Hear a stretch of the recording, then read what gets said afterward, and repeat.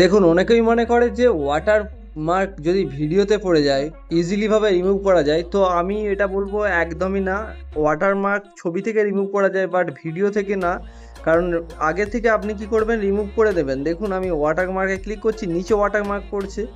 কারণ এখান থেকে প্রমাণিত হলো ভিডিও যে রেকর্ডিং হওয়ার সময় যে ওয়াটারমার্ক পড়েছে সেটা কিন্তু কখনোই রিমুভ হবে না। একটা কাজ করা যেতে পারে, আপনি কিছুটা পার্ট কেটে দিতে পারেন ক্রপ করে।